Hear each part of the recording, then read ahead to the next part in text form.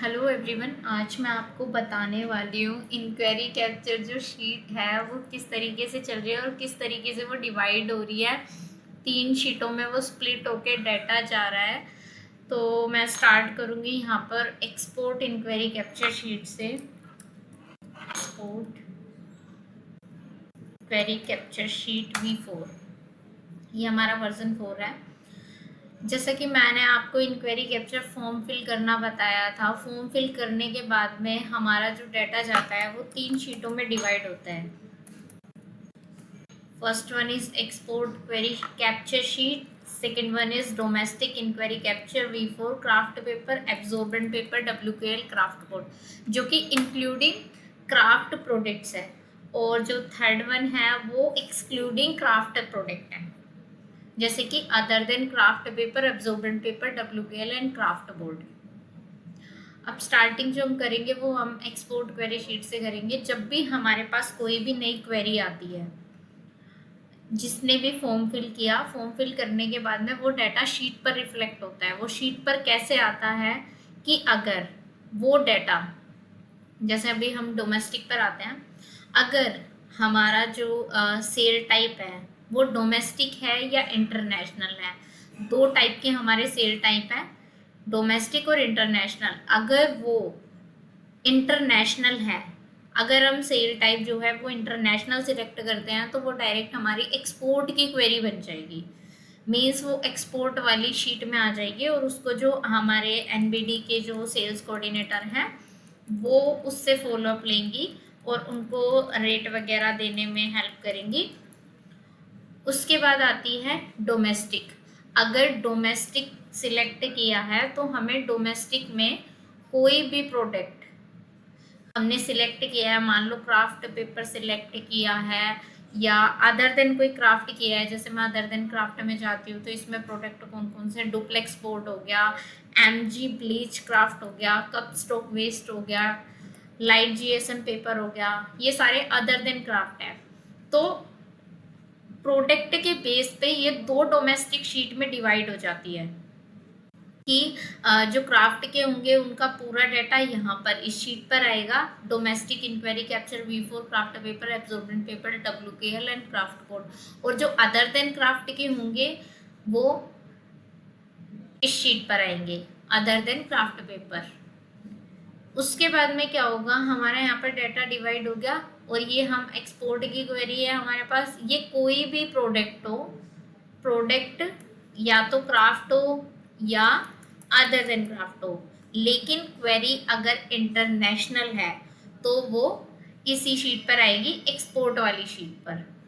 उसके बाद में क्या होता है, इसमें सभी यूजर्स की जो है शीट बनी हुई है। जैसे यहाँ पर नाम लिखा हुआ है रितिका, जो कि NBD की सेल्स कोऑर्डिनेटर है।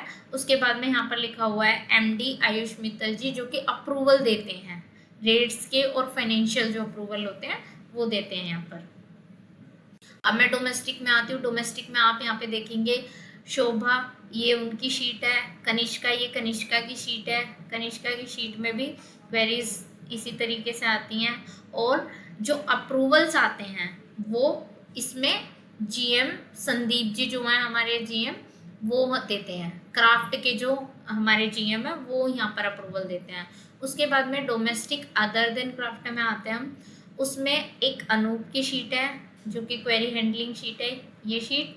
उसके बाद में आता है अप्रूवल बाय GM ऋषभ जी, जो कि अदर देन क्राफ्ट के GM हैं, वो इस शीट पर अप्रूवल देते हैं। ये डाटा पूरा एक शीट से, एक फॉर्म से फिल किया गया है। फॉर्म फिल होने के बाद में ये डिवाइड हो जाता है, फिर आगे जाके ये दोबारा से मर्ज हो जाता है। अभी देखिए मैं आपको अनूप की शीट पे वर्किंग करके दिखाती हूँ। अभी क्या है, अनूप की शीट पे यहाँ पर ऑर्डर आया है। मान लीजिए कनिष्का ने ऑर्डर फिल किया है, कनिष्का ने ऑर्डर फिल किया है, तो ये प्रोडक्ट जो है वो लाइट GSM है, इसलिए ये अनूप की शीट पर आया है। नेहा ने ऑर्डर फिल किया है और ये अदर देन क्राफ्ट है। डुप्लेक्स बोर्ड है, इसमें जो भी होंगे अदर देन क्राफ्ट आएंगे, तो ये डुप्लेक्स बोर्ड है, ये इसलिए अनूप की शीट पर आया है। उसके बाद में क्या होगा, यहाँ पर पूरा डेटा आने के बाद में time stamp, inquiry number, through, size of customer, sale type, inquiry type, type of lead, ये सारी जो डिटेल्स हैं यहाँ तक, एनी अदर रिमार्क्स तक, यहाँ तक, यहाँ तक, ये सारी फॉर्म के थ्रू आती हैं। उसके बाद में अगर कस्टमर हमारा एग्जिस्टिंग है तो वो डायरेक्ट यहाँ पर उसकी जो क्रेडिट लिमिट और कैटेगरी है और पेमेंट टर्म्स है, उसके ग्रेस डेज है और ऑर्डर हम कितना ले सकते हैं पार्टी से, वो हमारे पास डिटेल्स ऑटो फिल आ जाती हैं। उसके बाद होता है फिल LCY। हमें क्या करना होता है, जैसे ये एग्जिस्टिंग कस्टमर आता है, एग्जिस्टिंग कस्टमर आने के बाद में हमें उस पर्सन की LCY फिल करनी होती है कि उसकी आउटस्टैंडिंग इनवॉइस वैल्यू क्या है, उसके आउटस्टैंडिंग ऑर्डर क्या है, उसका ओवरड्यू अमाउंट कितना है, उसकी फाइनेंशियल परफॉर्मेंस क्या है, और sum of outstanding and invoice, sum of outstanding invoice and outstanding order, ये हमारे पास आता है। हम जब इस फॉर्म को ओपन करते हैं, ओपन करने के बाद में यहाँ पर आप देखेंगे क्वेरी नंबर और कस्टमर नेम, ये प्रीफिल्ड आएंगे, और जो ये outstanding invoice value, outstanding order, overdue amount और फाइनेंशियल परफॉर्मेंस, ये जो डिटेल्स हैं हमें, ये चारों डिटेल्स हमारे पास एक नेविजन सॉफ्टवेयर है, उस सॉफ्टवेयर में सर्च करके कस्टमर का नंबर या फिर कस्टमर के नाम से सर्च करके हमें उसकी ये आउटस्टैंडिंग डिटेल्स निकालनी होती है। उसके बाद में हम इस फॉर्म में फिल कर देंगे। फॉर्म को सबमिट करने के बाद, जैसे ही हम फॉर्म को सबमिट करेंगे, डाटा यहाँ पर आ जाएगा। डाटा यहाँ पर आने के बाद में यहाँ से फॉर्म का लिंक हाइड हो जाएगा, जैसा कि इसमें दिख रहा है।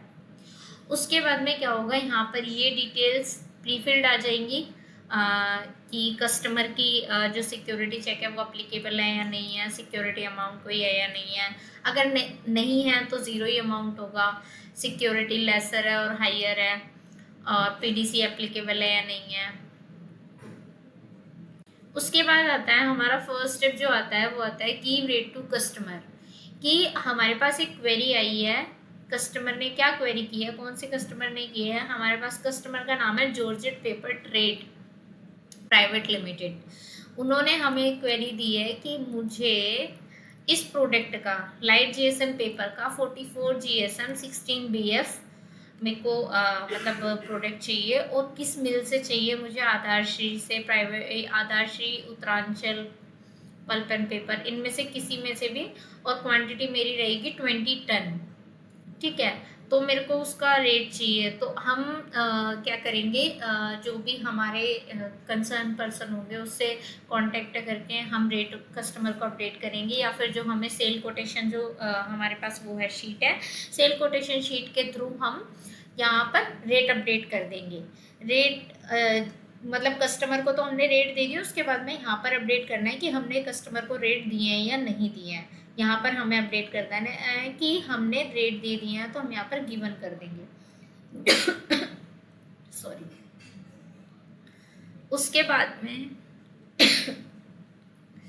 रेट गिवन बाय, ये किसके थ्रू रेट दिए गए हैं, ये रेट आपने दिए हैं या फिर GM सर ने दिए हैं या फिर किसने दिए हैं। यहाँ पे उनका ड्रॉप डाउन है, यहाँ पर हम वो सिलेक्ट कर देंगे कि किस पर्सन ने रेट दिए हैं। अब रेट एक्चुअल में दिए क्या है, उनकी डिटेल्स, कौन सी मिल का रेट दिया है और क्या दिया है, वो हम डिटेल्स यहाँ पर फिल कर देंगे। उसके बाद में final rate remarks, final rate remarks, जो भी रेट फाइनल हुए हैं हम वो यहाँ पर अपडेट करेंगे। जैसे कस्टमर ने जो भी रेट दिए थे और हमने जो भी रेट दिए थे, और जो फाइनल रेट एक हुआ है हमारे बीच, मतलब जिस रेट पे हमारी डील डन हुई है, वो हम फाइनल रेट यहाँ पर अपडेट कर देंगे। आपको डोमेस्टिक में दिखा देती हूँ मैं, अगर कहीं पे फाइनल रेट अपडेटेड है तो, जैसे कि ये फाइनल रेट रिमार्क्स यहाँ पर अपडेटेड है, बट ये सारे रूबिक्स के लिए है कि ये रूबिक्स के लिए गए हुए हैं। जब तक रूबिक्स वेरिफिकेशन नहीं होगी तब तक यहाँ पर फाइनल रेट वगैरह नहीं दिए जाएंगे। यहाँ पर नोट गिवन होगा, ये देखो, नोट गिवन सेल स्टॉक, क्योंकि अभी ये जो कस्टमर है ये न्यू कस्टमर होगा, NBD है, न्यू कस्टमर है, इसलिए इनको रेट नहीं दिए गए हैं और इनकी रूबिक्स वेरिफिकेशन होगी। रूबिक्स वेरिफिकेशन एक वो होती है, इसके बारे में मैं आपको डीपली बताऊंगी, तो पहले अभी हम इस पे चलते हैं। फाइनल रेट रिमार्क्स हम यहाँ पे अपडेट कर देंगे, जो भी रेट हमने दिए मतलब फाइनल हुए हैं कस्टमर के थ्रू। उसके बाद आता है final rate approval and check final remarks. उसके बाद में यहाँ से, यहाँ पर आपको एक्सेस नहीं है एजेड कॉलम में। यहाँ पर ये स्टेप्स जो हैं वो सेल्स कोऑर्डिनेटर के होते हैं। उसके बाद में जो final rate approval and check final rate remarks, ये जो स्टेप है ये इस शीट के थ्रू होगा। यहाँ पर वो अपने अपडेट करेंगे। यहाँ पर उनके पास एक फॉर्म लिंक ओपन होगा। जैसे ही यहाँ पर फाइनल रेट रिमार्क्स आ जाएंगे, यहाँ पर उनके पास फॉर्म का लिंक हाईलाइट हो जाएगा। फॉर्म का लिंक हाईलाइट होने के बाद यहाँ पर वो अप्रूवल देंगे, जो भी उन्हें मतलब अप्रूवल देना है या नहीं देना है, नोट करना है, डन करना है। जो भी उनके व्यूज़ होंगे वो अपने यहाँ पे देंगे। जो भी यहाँ पर व्यूज़ आएंगे वो आपकी शीट पर यहाँ पर भी रिफ्लेक्ट करेंगे। उसके बाद आता है फाइनेंशियल अप्रूवल और एमडी अप्रूवल। फाइनेंशियल अप्रूवल हो या एमडी अप्रूवल हो, कि अगर एग्जिस्टिंग कस्टमर है तो क्या हम उसको मतलब उसकी अगर ओवरड्यू पेमेंट नहीं है, मतलब कोई ओवरड्यू अमाउंट नहीं है और उसकी आउटस्टैंडिंग पेंडिंग नहीं है, तो हम उसको ऑर्डर दे सकते हैं या नहीं दे सकते हैं।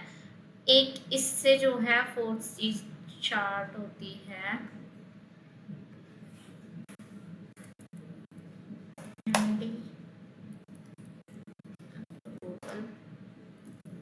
queries।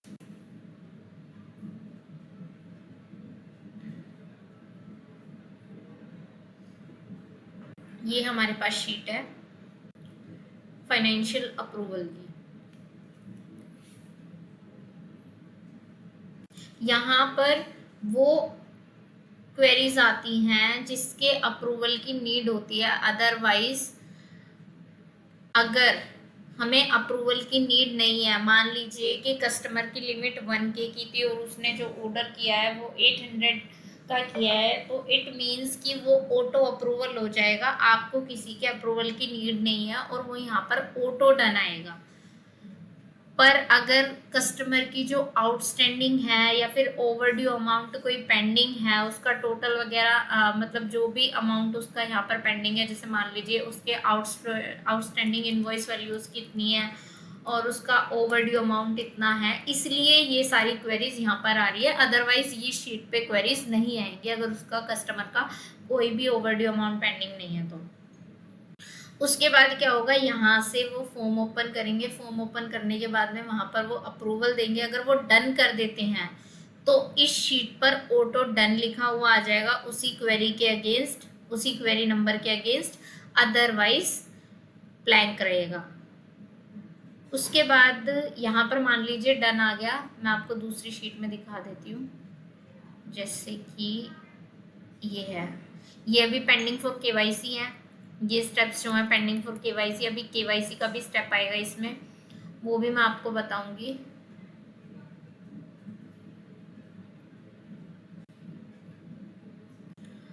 अब मान लीजिए यहाँ पर एमडी अप्रूवल जो है आ चुका है। उसके बाद में क्या होगा, उसके बाद में हमारा जो फोर्थ स्टेप आता है वो आता है क्वेरी स्टेटस।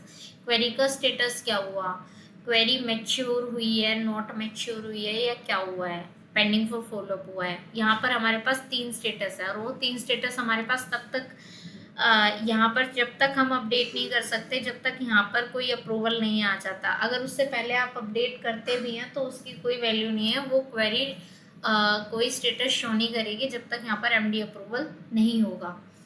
उसके बाद मान लीजिए यहाँ पर क्वेरी मैच्योर हो गई है। क्वेरी मैच्योर होने के बाद में जैसे ही क्वेरी मैच्योर होगी इस शीट से डाटा हट जाएगा। ये वाली जो रो है, मान लीजिए 4780 जो क्वेरी नंबर था, ये क्वेरी जो है वो मैच्योर हो गई है, मतलब इसका ऑर्डर हमारे पास आना है, तो ये इस शीट पे से हाइड हो जाएगी और जो एसओ जनरेशन की सीआरएम वाली शीट है उस पर चली जाएगी। पर अगर मान लीजिए यहाँ पर क्वेरी नोट मैच्योर होती है तो हमें यहाँ पर क्वेरी नोट मैच्योर के रिमार्क्स देने हैं। उसके बाद में अगर मान लीजिए यहाँ पर क्वेरी पेंडिंग फॉर फॉलोअप होती है तो हमें reason for pending for follow up डालना है और फॉलोअप हमें उससे कितने दिन बाद करना है ये हमें अपडेट करना है। उसके बेसिस पे यहाँ पर डेट आ जाएगी। डेट के बेसिस पे हमें फॉलो अप करना है। उसके बाद में क्वेरी का स्टेटस क्या हुआ, क्वेरी मैच्योर हुई है या नोट मैच्योर हुई है, ये फाइनल स्टेटस होगा जो भी मतलब क्वेरी मैच्योर हुई है या नोट मैच्योर हुई है। अगर नोट मैच्योर होती है तो वो किस केसेस में नहीं होती है कि रेट डिफरेंस की वजह से नहीं होती है या फिर कुछ भी जो भी आपके रीजंस होंगे। उसके बाद में अब हम आते हैं, जैसे कि मान लीजिए यहाँ पर हमने डाला हुआ है, मान लीजिए ये वाले जो हमारी शीट है, इसमें अगर कोई नया कस्टमर आता है, ये सारी कंडीशंस मैंने आपको एग्जिस्टिंग कस्टमर की बता दी है। अब मैं नए कस्टमर की आपको बताती हूँ। अगर मान लीजिए हमारे पास कोई नया कस्टमर आता है,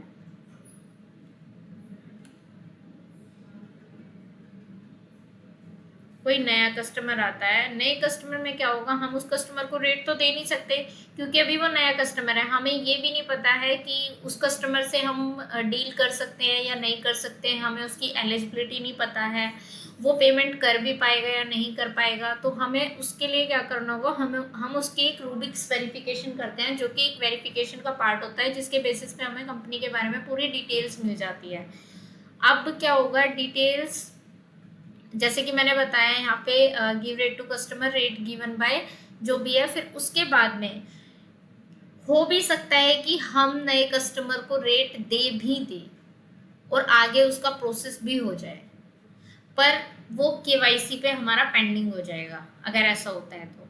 अब मान लीजिए कि यहाँ पे हमने डाला है कि रूबिक्स वेरिफिकेशन के लिए हमने जीएसटी नंबर यहाँ पे अपडेट कर दिया है। अब क्या होगा, ये रूबिक्स वाले एफएमएस में चला जाएगा। जब यहाँ पर डाटा होगा और हम वहाँ से एक फॉर्म फिल करेंगे तो वो रूबिक्स वेरिफिकेशन के लिए चला जाएगा। ये पूरा एनबीडी का प्रोसेस होगा, उसके बेसिस पे यहाँ पर रूबिक्स के वेरिफिकेशन के लिए चला जाएगा। जैसे आप देख सकते हैं यहाँ पे फाइनेंशियल अप्रूवल जो मैंने आपको बताया था, सॉरी फाइनल रेट अप्रूवल जो है एमडी ने डन किया हुआ है कि हाँ ये रूबिक्स वेरिफिकेशन के लिए गया हुआ है, प्लस पेंडिंग फॉर केवाईसी है। अब हमें क्या करना है, केवाईसी शीट में जाना है। मान लीजिए इस कस्टमर की केवाईसी पेंडिंग है तो इसकी केवाईसी भी करानी है। अब केवाईसी की वीडियो मैंने वैसे तो अपडेट की हुई है, बट मैं एक बार इसमें ब्रीफ कर देती हूँ। मान लीजिए 4913 कस्टमर की हमें केवाईसी करानी है तो फर्स्ट स्टेप हमारा क्या है, कॉल फॉर डॉक्स, जो कि सीआरएम करेंगे। सीआरएम जब डॉक्यूमेंट्स के लिए कॉल कर लेंगे तो वो यहाँ से फॉर्म अपडेट कर देंगे। फॉर्म अपडेट करने के बाद में यहाँ पर डाटा आ जाएगा और लिंक हाइड हो जाएगा। उसके बाद में जब सीआरएम्स के पास डॉक्यूमेंट्स आ जाएंगे, डॉक्यूमेंट्स आने के बाद में वो यहाँ से जो फॉर्म लिंक है, इस फॉर्म को फिल करेंगी। फॉर्म को फिल करने के बाद में जब वो फिल कर देंगे, यहाँ पर इस कॉलम में हमारे पास केवाईसी टेम्पलेट बन के आएगी, जिसके बेसिस पे आगे के अप्रूवल और वेरिफिकेशंस होंगी। जैसे मान लीजिए वेरिफिकेशन डॉक्स जो है सिस्टम ऐड करेंगे, अप्रूवल केवाईसी, ये केवाईसी का अप्रूवल होगा यहाँ पर कि अगर एमडी अलाउ करते हैं और सीएमडी अलाउ करते हैं कि हम इस कस्टमर से डील कर सकते हैं या नहीं कर सकते हैं, वो अपने व्यूज़ देंगे। यहाँ पर फॉर्म लिंक ओपन होगा और यहाँ पर स्टेटस डन हो जाएगा। उसके बाद में हमारे जो डेटाबेस है उसमें उस कस्टमर का डाटा फीड हो जाएगा, ताकि नेक्स्ट टाइम से वो हमारा न्यू कस्टमर ना रह के हमारा एग्जिस्टिंग कस्टमर बन जाए। उसके बाद में आता है कि हमारा जो नेविजन सॉफ्टवेयर है उसमें अपडेट होता है कस्टमर का डाटा, ताकि वो हमारी जो केवाईसी है वो हमारे नेविजन सॉफ्टवेयर में भी हो जाए। अब उसके बाद में हमें क्या करना है, यहाँ के थ्रू हम देख सकते हैं अगर किसी कस्टमर की रूबिक्स वेरिफिकेशन के लिए भेजना है तो यहाँ पर फॉर्म आएगा, उस फॉर्म को हमें ओपन करना है। उस फॉर्म को ओपन करके यहीं से हम उसकी डिटेल्स फिल कर सकते हैं। जैसे मान लीजिए कस्टमर नेम, यहाँ पर मैनुअल फिल करना है, यहाँ पर फुल आ रहा है, अगर कोई मिस्टेक है तो हम यहाँ पर फिल कर सकते हैं। जीएसटी नंबर उस कस्टमर का, पैन नंबर उस कस्टमर का।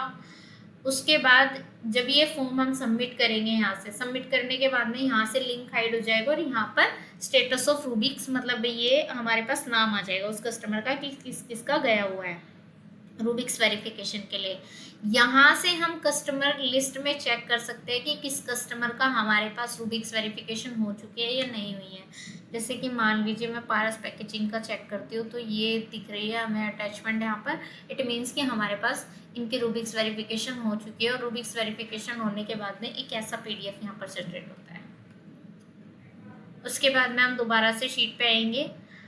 जब यहाँ पे केवाईसी डन हो जाएगी, केवाईसी के सारे स्टेप डन हो जाएंगे और रूबिक्स वेरिफिकेशन भी हो जाएगी, तो यहाँ पर इस शीट पर ऑटो डन आ जाएगा फाइनेंशियल अप्रूवल। यहाँ पर ऑटो डन आने के बाद में हम क्वेरी स्टेटस कर सकते हैं, या तो वो मैच्योर हुई है, नोट मैच्योर हुई है, जो भी हमारी कंफर्मेशन मिलती है हम यहाँ पर अपडेट कर सकते हैं। उसके बेसिस पे जैसे कि मैंने आपको दूसरी वाली शीट में बताया था कि अगर पेंडिंग फॉर फॉलोअप होता है या क्वेरी नोट मैच्योर होती है तो उसके रिमार्क्स करेंगे, रीज़न करेंगे, उसका अपडेट पेंडिंग फॉर फॉलोअप हुआ और कितने दिन बाद हमें उससे फॉलोअप लेना है। उसके बाद में उस डे के अकॉर्डिंग यहाँ पर डेट आ जाएगी और स्टेटस फॉलोअप डेट में हमारे पास आ जाएगा कि क्या रहा स्टेटस जब हमने फॉलोअप किया था कस्टमर से कि क्वेरी मैच्योर हुई है, नोट मैच्योर हुई है। उसके बेसिस पे यहाँ पे स्टेटस आ जाएगा और वो शीट से हाइड हो जाएगा। आई होप ये वीडियो आपको क्लियर हो। एक शीट से काफ़ी सारी शीटें लिंक है, तो इनको वन बाय वन चेक करेंगे तो ज़्यादा बेटर होगा। Thank you.